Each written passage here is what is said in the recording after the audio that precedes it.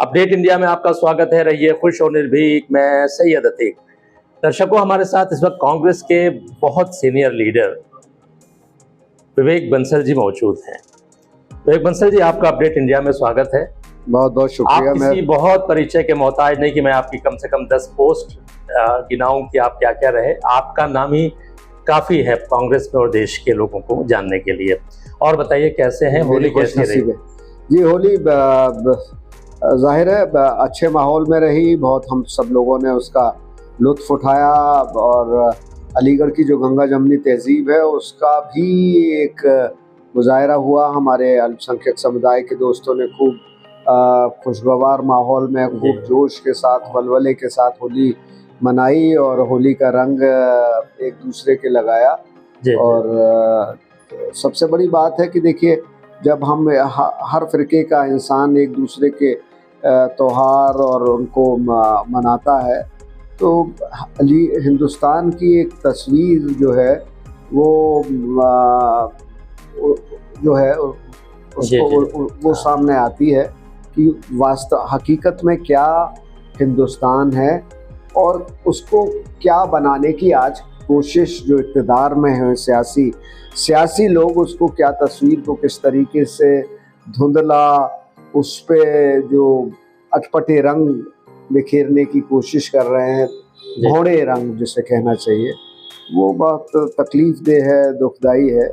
आप बहुत सीनियर हैं कांग्रेस में, काफ़ी जगहों पे काम किया आपने, करसे से कर रहे हैं, MLC भी रहे, विधायक भी रहे।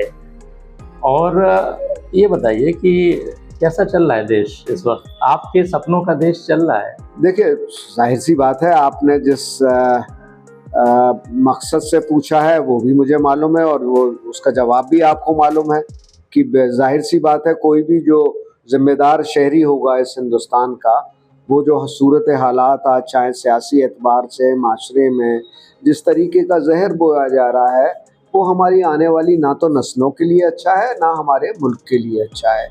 और ना हमारे बुज़ुर्गों ने ना जो तसव्वुर किया था उसके मुताबिक है और ना हमने हमारी जो तरबियत जिसमें हमारी परवरिश हुई ना उसके मुताबिक है। तो बहुत तकलीफ देह है, पर लेकिन अच्छा विवेक, ये भी दौर भी गुजरेगा और भी दौर गुजरेगा, तो ये दौर भी गुजरेगा। अच्छा विवेक जी, जाहिर है कि आप सियासी एतबार से तो सीनियर हैं ही, समाज भी हमसे ज़्यादा आपने देखा है, उम्र भी हमसे ज़्यादा है। हम लोग जब 10th 11th क्लास में थे और इस बात को, जाहिर है बहुत अरसा तो नहीं गुजरा, 20 साल गुजरा, 22 साल गुजरा, तो देखते थे, स्कूल जाते थे कि एक नेहरू काका थे, उनकी गीत हो रही और वो बच्चों से बहुत प्यार करते थे, गुलाब लगाया जा रहा, एक बड़ा फेलिसिटेशन सा होता था उनके नाम पे। लेकिन अभी पता चला बहुत ख़राब था, वो तो कुछ नहीं किया देश के लिए। देखिए, हमारे बच्चों को ये पता चला, ये नादानी है, कहते हैं ना, little knowledge is also too bad. तो मैं तो यही कहूँगा कि नादान है वो लोग जो इस तरीके से उन पे उंगली उठाने पे, कहते हैं ना, चांद पे अगर कीचड़ फेंकोगे तो खुद ब खुद पर आएगी। तो ऐसी शख्सियत पे मैं तो इस पे मतलब मैं जुर्रत भी नहीं कर सकता कि उनके बारे में कुछ इस तरीके की बात कहूँ, क्योंकि जितना मैंने पढ़ा है, जितना मैंने उनके बारे में जाना है, वो एक अजीम शख्सियत थे। चाहे वो जंग आज़ादी के सिपाही की हैसियत से, चाहे वो तालीम और जो अध्यात्मवाद था उनका उसके एतबार से, या उनका उसी के जो इन सब के तहत ही उनका जो सोच इस एक मुल्क के बारे में, इस मुल्क की तहजीब के बारे में और दुनिया में दुनिया मुल्क को कैसा देखेगी, दुनिया में हमें कैसे अपना जो है अपनी जो तहजीब है, संस्कृति का पैगाम और संदेश दुनिया में देना है, वो उन्हें बहुत बखूबी मालूम था और उन्होंने दिया। उन्होंने कभी किसी के पिट्ठू नहीं रहे।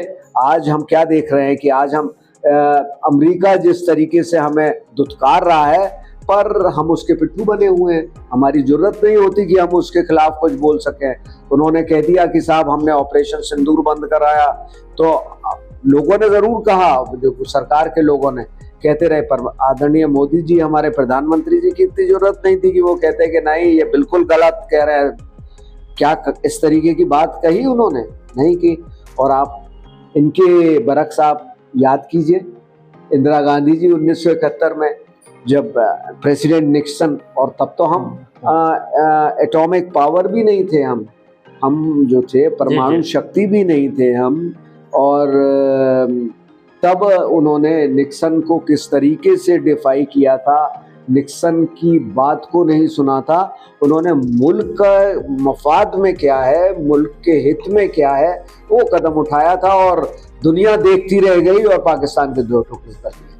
अच्छा, एक चीज़ और बताइए कि जैसे आए दिन पार्लियामेंट में कोई भी इशू हो, कोई भी डिस्कशन का मामला हो, लेकिन नेहरू, पंडित नेहरू ही को क्रिटिसाइज किया जाता है, बल्कि उससे आगे चल के अभी भी इंदिरा गांधी जी को भी, माफ़ कीजिएगा, सोनिया गांधी जी को ये कहा जाता है कि वो इंडियन नेशनलिस्ट नहीं है और उन्होंने वोट उस वक्त दे दिया था जब उनको नेशनलिटी नहीं मिली थी।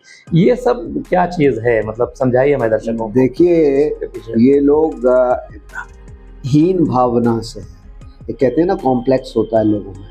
इनको इनकी कुछ कारगुजारियाँ तो माजी में रही नहीं है, अतीत में रही नहीं है, जिनको लेके ये अवाम से कह सके कि साहब हम लाए हैं तूफान से किश्ती निकाल के, मेरे बच्चों इसे रखना तुम संभाल के। तो इनके पास कोई ऐसी बात तो है नहीं। ये तो सिर्फ ये कर सकते हैं कि जो लोग इस नाव को खेप कर लाए उन पर उंगली उठाएं, शायद उनका कद कम हो जाए तो इनका कद अपने आप ही बढ़ जाए। इन लोगों की ये कोशिश है और यही वजह है कि चाहे वो पंडित जवाहरलाल नेहरू हो, चाहे वो स्वर्गीय इंदिरा गांधी हो, मरहूम इंदिरा गांधी हो, इन लोगों का अपना एक किरदार था। इन्होंने एक शासन, देखिए कमियां तो हर एक से होती हैं, उस हर एक के आप शासन काल में, अकबर के भी, अगर अकबर जिनको बड़ा अकबर दी ग्रेट कहा जाता है, उनके भी शासन में, उनके भी जब इक़्तिदार में थे, तो एक दो कमी आप बिल्कुल निकाल देंगे। नहीं, जबकि है ना, पूर्व में तो रही है बहुत सारी कमियां, लेकिन 2014 के बाद से तो कोई कमी हुई नहीं है। आप कैसे कह रहे हैं, कमियां अगर हैं तो बताइए। आपसे मैं सोलहाना मुत्तफिक हूँ कि बिल्कुल कोई कमी नहीं हुई। कमी बस ये हुई कि जनता ने एक गलत फैसला लिया और ऐसे व्यक्ति को इक़्तिदार में ले आए जिन्होंने पूरा इस मुल्क की जो तस्वीर है, इस मुल्क की जो रिवायत है, जो जिस तेजी से ये मुल्क बढ़ना चाहिए था, आज वो ये मानते ही नहीं है। कहते हैं ना कि आप घर पे 3 मंजिला घर बना सकते हैं, तो वो कोई सबसे बड़ी बात है कि जो उसकी नींव कितनी मजबूत है, तभी तो बनाएंगे। अगर नींव मजबूत नहीं है तो आप ये क्या 10 मंजिला घर बना सकते हैं? नींव किसने मजबूत दी है आपको? आशय, ये जरा इसको सोचिए, इसका एहसास कीजिए, इसका आकलन कीजिए, इसका जो है इसको आप अपने दिमाग में, जहन में डालिए कि किसने नींव मजबूत की। आपके जहन में है कुछ 2014 के बाद से कोई IITs अगर बनी हो, कुछ एम्स अगर बने हो? जुमलेबाजी तो है, जुमलेबाजी है। जुमलेबाजी में तो इन्होंने पूरे इस मुल्क की तस्वीर बदल दी। इस मुल्क में 2014 से पहले कुछ था ही नहीं। और इन 10 सालों में इन्होंने मुल्क को चौथी अर्थव्यवस्था पर ये ले आए।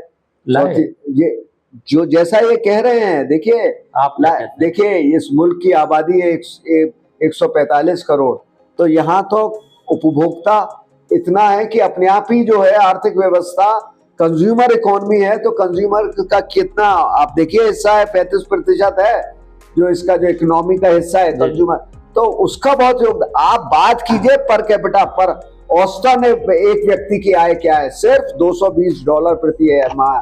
आप चाइना का देखिए कितना है, $2000। आप 220 और आप चाइना के कहीं पास नहीं है। अमेरिका का कितना है? $70,000 प्रति व्यक्ति। आप उसकी बात नहीं कर रहे कि गरीबी यहाँ कितनी है। आप तो लोगों को बस फ्रीबीज की राशन हमने दे दिया तो बहुत बड़ी, अरे राशन देकर तो आप लोगों को और हाथ पे हाथ रखकर बिठा रहे हैं। आप उनको देश की आर्थिक व्यवस्था में अपनी परिश्रम जो करना चाहिए जोड़ने के लिए, वो नहीं आप उनसे करा रहे। आप उन्हें रोजगार नहीं दे रहे क्योंकि आप रोजगार का आप मुहैया नहीं करा पा रहे हैं, आप उसका सृजन नहीं कर पा रहे हैं रोजगार का। तो इन सब चीजों पे आप आ गए हैं कि साहब हमने ये कर दिया, चौथी अर्थव्यवस्था। अरे इनसे कोई सवाल तो पूछे कटघरे में कि भैया ये चौथी अर्थव्यवस्था का तुम्हारा मतलब कितना लोग बेरोजगारी है रोज। आज इस हिंदुस्तान से जो 14 से पहले दशक में 3,75,000 लोग सालाना इस मुल्क से बाहर जाके देश की दूसरे देशों की नागरिकता लेते थे। इस दशक में मालूम है वो कितनी हो गई है? 6 लाख हो गई है। चाइना की 3 लाख होती थी, वो 3 लाख की 3 लाख है आज, 3,20,000 या 3 लाख। हमारी हो गई 6 लाख पिछले दशक में। 6 लाख लोग जा रहे हैं बाहर, तो यानी वो बढ़ रही है, जबकि घटनी चाहिए थी। अगर आपकी आर्थिक व्यवस्था अच्छी थी, अगर लोग आर्थिक रूप से सुरक्षित नौजवान महसूस करेगा तो क्यों जाएगा? अच्छा, एक सवाल, जैसे कांग्रेस एक बहुत बड़ी पार्टी है, बड़े लंबे वक्त तक हुकूमत की है, शासन किया है, इधर पिछले 14 के बाद से आप हुकूमत में नहीं हैं, लेकिन फिर भी हुकूमत में आने के जो तरीक़े हैं, जो स्मार्ट तरीक़े हैं जिससे भाजपा आ रही है, वो वाला आप लोग इतने पढ़े लिखे होकर क्यों नहीं अपनाते? अभी भी सोनिया गांधी जो है वो आयतुल्लाह खामनी पे ताज़ियत करती हैं, अभी भी आपके नेता जाते हैं खामनी की ताज़ियत करते हैं। खामनी की ताज़ियत करने से तो एक तबका दूर हो जाएगा आपसे। देखिए, तबका बात इस मुल्क की जो विरसा है उसको महफूज रखने की है, उस मुल्क के मुस्तकबिल भविष्य को सोच के ये मुल्क जो है मजबूती की राह पर चले, और इसकी जो तहजीब है, इसके जो हर फ़िरके जो हैं यहाँ के, मुतमईन रहें, यहाँ महसूस करें कि ये मुल्क हमारा है।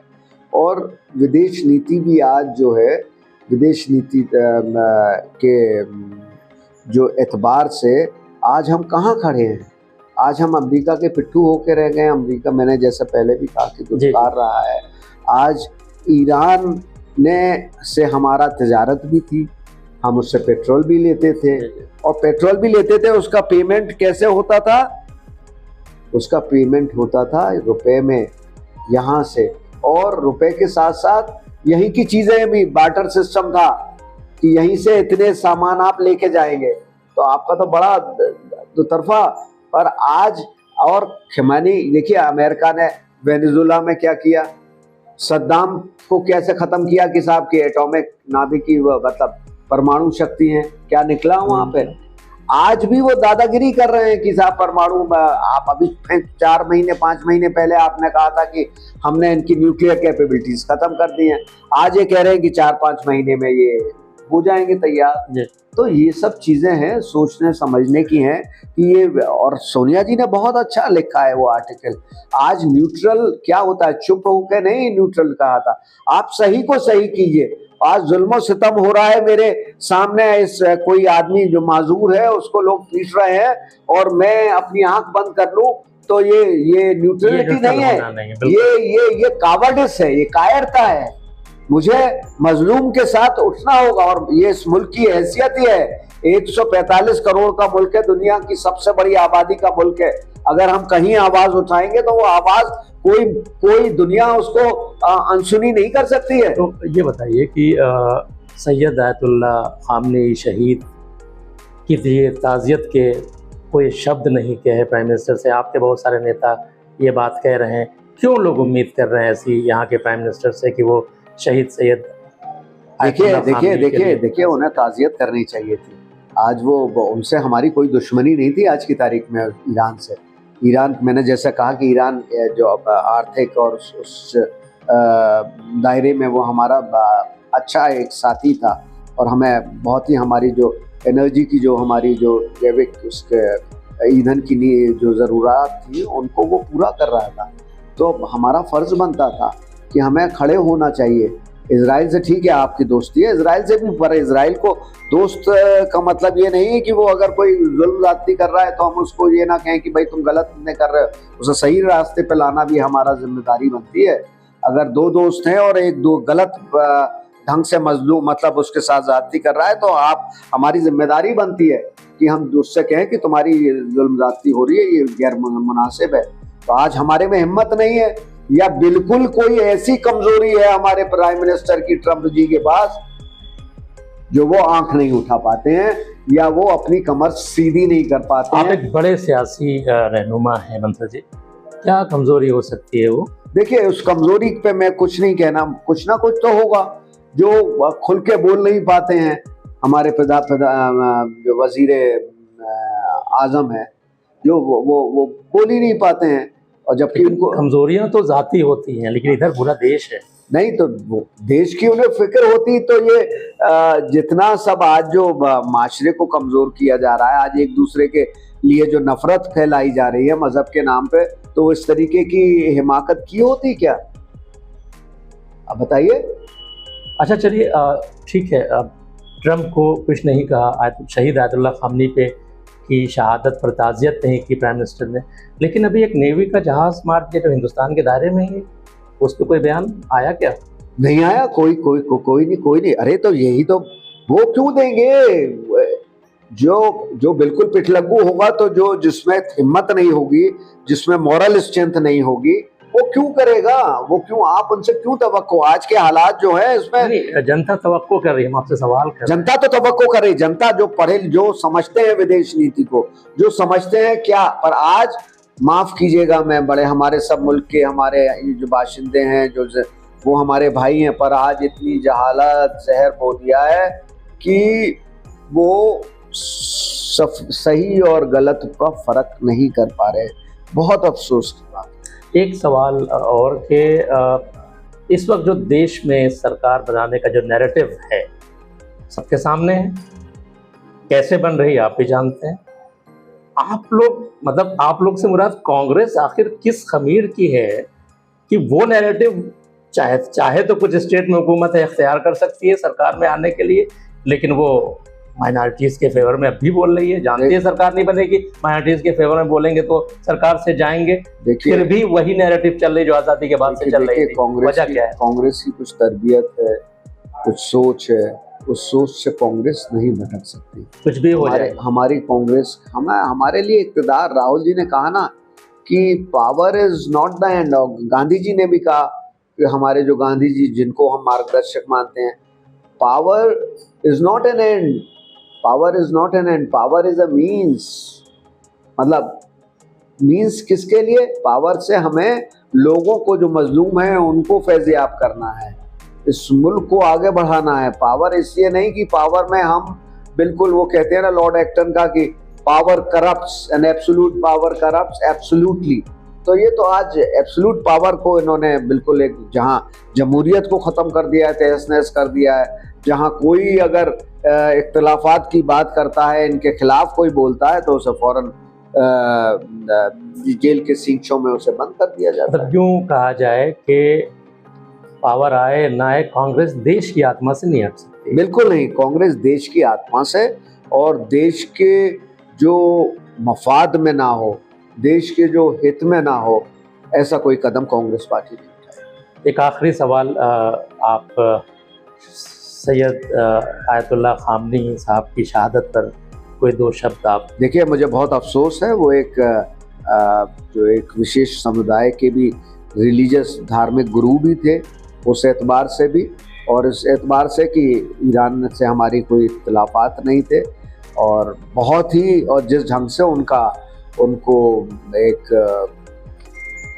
हत्या की गई, वो बहुत अफसोसनाक है। और मैं तो आपको ये भी बताना चाहता हूँ, मुझे बहुत अफसोस हुआ, और इस पर लोग बहुत कुछ कह सकते हैं, मेरे इस अफसोस पे जाहिर करने ताज़ियत। और मैंने तो अपने, मेरा जो यौम पैदाइश था उस दिन मैंने अपने फेसबुक पे भी, अपने बहुत से लोगों ने कहा, मेरे साथियों ने, कि हम केक काटेंगे। मैंने कहा आज ये गमगीन माहौल है। आज जो मध्य एशिया पे जो है, जिस तरीके से युद्ध छेड़ा गया है, थोपा गया है, छेड़ा नहीं गया, थोपा गया है, और जिस तरीके से शहादत हुई है, तो आज इस माहौल में ये ज़ेब नहीं देता हम लोगों को कि हम कोई जश्न मनाएं। बहुत शुक्रिया विवेक बंसल जी, आपसे बात करने के लिए। तो दर्शकों, विवेक बंसल जी का हम तारुफ आपको करा चुके थे, और जिस दिन हमले में इसराइल अमेरिका के सैयद आयतुल्ला खामनी साहब की शहादत हुई, उसी दिन विवेक बंसल जी का बर्थडे था। और हम सब जानते हैं कि जिस तरह से आप प्रसिद्ध हैं, दूर दराज से लोग आते हैं, आपके बर्थडे सेलिब्रेट करते हैं, आपने उसको पोस्टपोन किया, टाला, और उस गम में शरीक रहे। बंसल जी ने यह भी बताया कि देश की जो आत्मा है, जो सेकुलरिज्म है, जो तमाम लोगों को साथ ले चलने का कांग्रेस का मिशन नेहरू से जारी था, पंडित नेहरू से जारी था, वो चलता रहेगा। पावर आए ना आए, देर हो, लेकिन देश की आत्मा का सम्मान किया जाएगा। तो बने रहिए हमारे साथ अपडेट इंडिया के साथ। सैयद अतीक, अलीगढ़।